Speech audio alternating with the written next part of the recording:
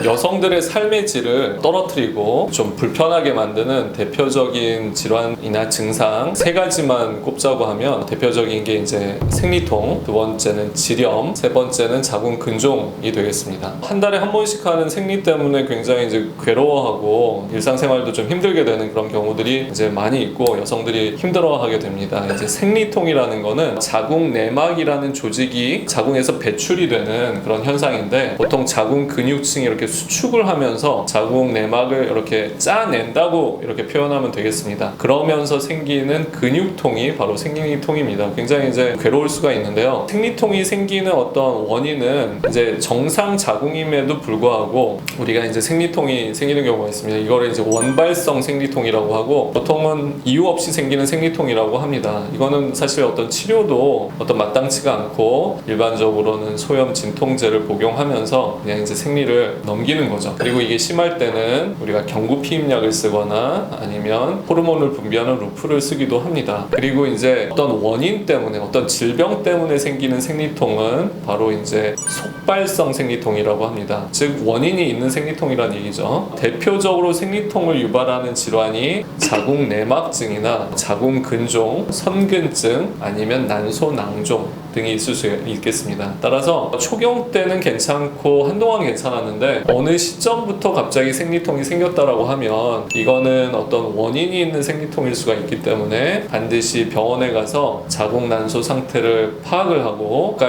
언급했던 질환들이 있을 경우에는 적절한 치료를 하는 것이 중요하겠습니다. 두 번째로 이제 여성들을 괴롭히는 거는 바로 지렴입니다. 보통 이제 여성들의 감기라고 불리기도 하는데요. 그런 것처럼 감기가 생기듯이 면역력이 떨어지거나 아니면 외부 활동을 통해서 혹은 뭐 성관계를 통해서 질에 염증이 생기는 것이 바로 지렴입니다.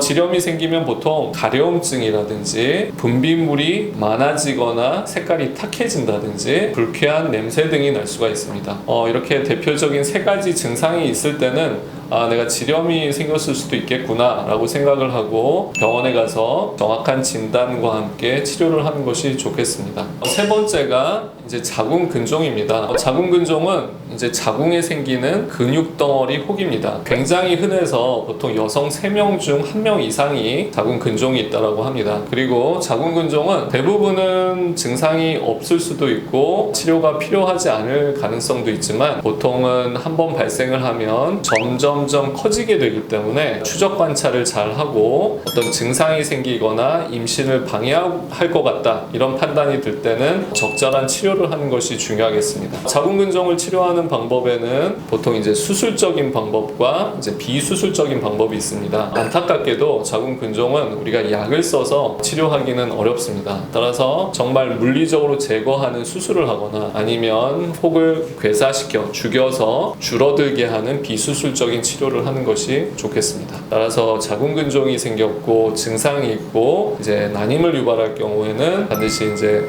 병원에 내원해서 전문의 선생님의 정확한 진찰과 적절한 치료를 받으시기를 당부드립니다.